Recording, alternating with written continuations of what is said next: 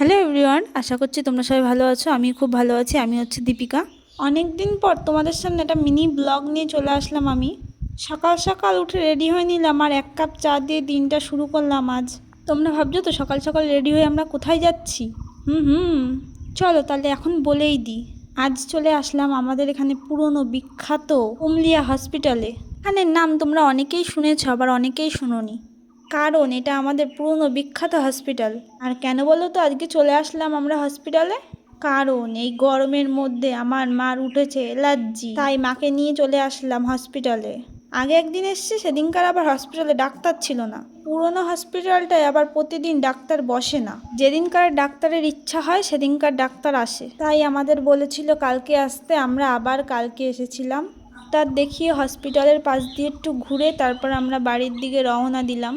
যাওয়ার সময় আমি চালিয়ে নিয়ে গেছিলাম বলে তার জন্য ভিডিও টিডিও কিছু করতে পারিনি। মার সাথে আমার এটা নিয়ে সবসময় ঝামেলা বাঁধে যে একবার মা সাইকেল চালাবে, একবার আমি সাইকেল চালাবো, এটা নিয়ে। তাই যাওয়ার সময় আমি সাইকেল চালিয়ে নিয়ে গেছিলাম, আসার সময় মা সাইকেল চালিয়ে আমাকে নিয়ে এসেছিলো।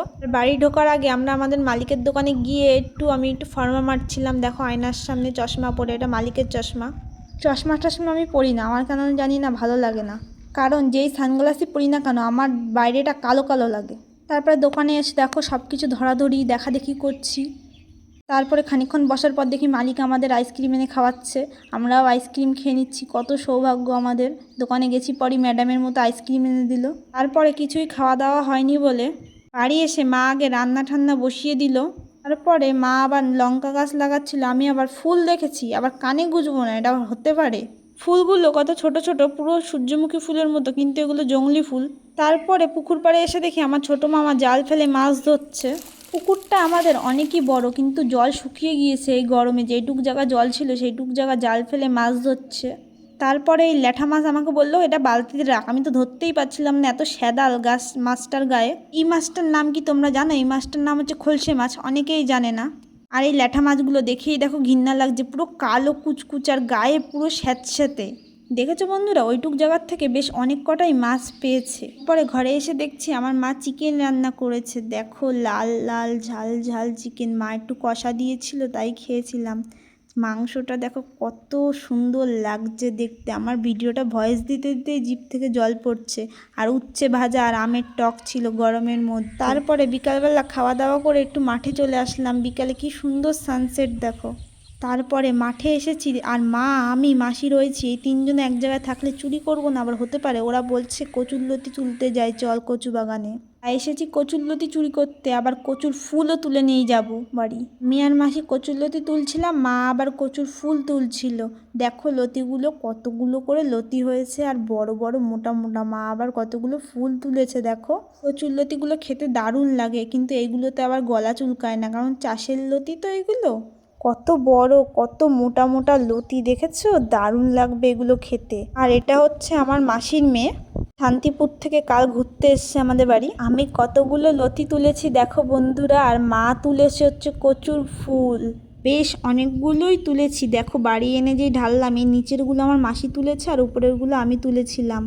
পরে ঘরে এসে দেখি আমার বিড়ালগুলো পুরো পাগল হয়ে গেছে, অনেকক্ষণ আমাকে দেখেনি তো। তারপর ওদের খেতেও দেওয়া হয়নি দুপুরবেলা। তারপর ঘরে এসে ওদেরকে একটু দুধ ঢেলে দিয়েছিলাম বাটিতে।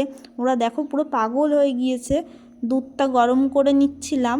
তারপরে দুধটা জাল দিতে গিয়েছি, দেখি দুধের মধ্যে আবার পিঁপড়া পড়েছে। কি জ্বালা বলো তো! ওরা এদিকে খাওয়ার জন্য পুরো পাগল হয়ে গিয়েছে, তাও ওদেরকে দিয়ে দিতে হলো ওইভাবেই। দেখো তো কি সুন্দর করে খাচ্ছে আমার চারটে বিড়াল। ছোটবেলায় ওদের মা হট করে কোথায় গিয়েছে আর খুঁজে পাওয়া যায়নি ওদের মাকে। তারপরে আমি আমার বান্ধবীর বাড়িতে চলে এসলাম। বান্ধবী আর আমি একসাথে পড়তে গিয়েছিলাম। এই রাস্তাটা, জায়গাটা কতটা সুন্দর দেখো, কি ভালো লাগছে দেখতে। দুই পাশে পুরো ফাঁকা মাঠ আর মাঠ। তারপরে পড়তে চলে গিয়েছিলাম।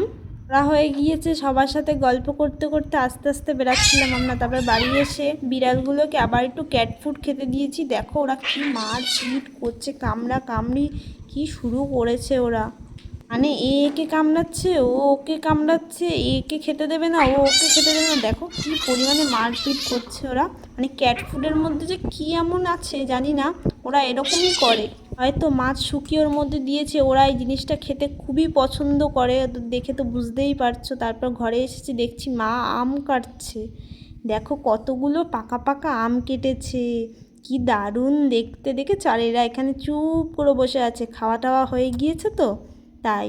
তারপর মা এসে আমাকে আম দিয়ে দিল, মাকেও বললাম মা বসো একসাথে আম খাই। তারপরে মা আর আমি বসে একসাথে আম খাচ্ছি। কি দারুণ, কি মিষ্টি লাগছে এই আমগুলো। এগুলো কিন্তু একটাও আমাদের গাছের না, আমাদের পাশের বাগানে সব কুড়িয়েছি। আজকের ভিডিওটা এই অবধিই থাকলো। তোমরা সবাই ভালো থেকো, সুস্থ থেকো, সাবধানে থেকো।